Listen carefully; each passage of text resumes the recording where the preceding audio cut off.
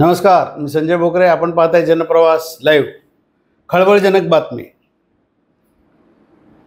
शरद पवार राष्ट्रवादी गटाचे तब्बल 6 आमदार अजितदादांच्या राष्ट्रवादीमध्ये जायला आत्ता अनुकूल झालेले आहेत. ही बातमी खरोखर आता सगळीकडे चर्चेत आली आहे. एकच आमदारासाठी प्रवेश रखडलाय आणि तो आमदार म्हणजे रोहित पाटील, आबा पाटलांचे चिरंजीव.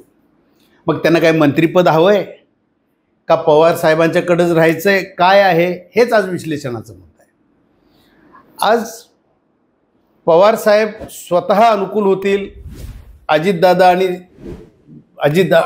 आणि पवार साहेब या दोघांचे पक्ष एकत्र येतील वगैरे वगैरे चर्चा आधी सगळ्या आपण ऐकल्या पाहिल्या.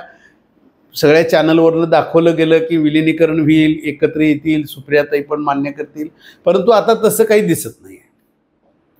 आता अजितदादांनी मोठा डाव टाकला. अजितदादांचा डाव यशस्वी होण्याच्या मार्गावर आहे. जयंतराव पाटील, शरद पवार राष्ट्रवादी पक्षाचे प्रदेशाध्यक्ष, जितेंद्र आव्हाड, रोहित पवार हे वगळता बऱ्यापैकी सगळेजण अजितदादा राष्ट्रवादी पक्षात जायला अनुकूल झाले असले तरी कुंपणावरचे रोहित पाटील नक्की उडी मारणार का, मंत्रिपदासाठी हटून बसलेत हे लवकरच कळेल. काही जणांच्या मते रोहित पाटील यांना मंत्रिपद हवंय. धनंजय मुंडेंचा राजीनामा झालाय, मंत्रिपदाची जागा रिक्त आहे. मग ते मंत्रिपद घ्यावं की पवार साहेबांच्याकडे राहावं ह्या द्विधा मनस्थितीत रोहित पाटील आहेत हे अजून समजत नाही आहे. परंतु पवार साहेबच याच्यामध्ये आता काय भूमिका घेतात, कारण एवढे 6 जण गेल्यावर मग काय करायचं. या जयंत पाटील, जितेंद्र आव्हाड आणि रोहित पवार यांच्याबरोबर आणि सुप्रियाताई आहेतच खासदार. कसं होणार ह्या शरद पवार राष्ट्रवादी गटात.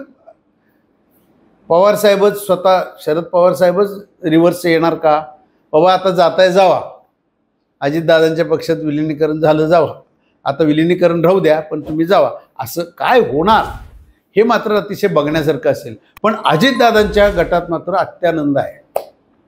धनंजय मुंडेंचा राजीनामा झालेला आहे आणि तो अजितदादांना मनस्वी हवाच होता, परंतु त्यांनी होऊन राजीनामा द्यावा ह्या मनस्थितीत होते.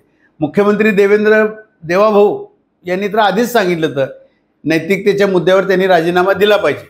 परंतु आता ते राष्ट्रवादी पक्षाचे अजितदादाच्या गटाचे असल्यामुळं निर्णय त्यांच्याकडे आहे. परंतु देवाभाऊ हे आक्रमकच होते. त्यांचं हे कौतुकच आहे देवेंद्र फडणवीसांचं. त्यांची भूमिका ठाम होती आणि त्या पद्धतीनंच आज धनंजय मुंडेंना शेवटी त्यांना बोलावून दम द्यायची पाळी आली असं म्हणतात.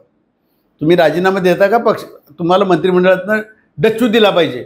इथंपर्यंत गेलं तर शेवटी त्यांना राजीनामा देणं क्रमप्राप्त झाला आणि तो दिला त्यांनी. आता ते नैतिकतेच्या मुद्द्यावर दिला का त्यांच्या तब्येतीच्या कारणास्तव दिला हा एक आता चर्चेचा मुद्दा होऊन बसला आहे. कारण अजितदादा बोलतात एक आणि मुंडे बोलतात एक. हा विषय सोडून हा अतिशय महत्त्वाचा आहे. शरद पवार पक्षाला सुरुंग लागणार आहे.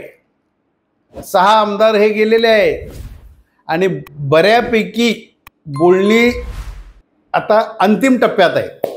आता प्रत्येकाच्या अपेक्षा असणार आहेत. अजितदादांच्याकडं भक्कम असा अर्थ खात आहे. सगळ्यांना मतदारसंघात निधी हवा आहे, कामं पूर्ण करायची.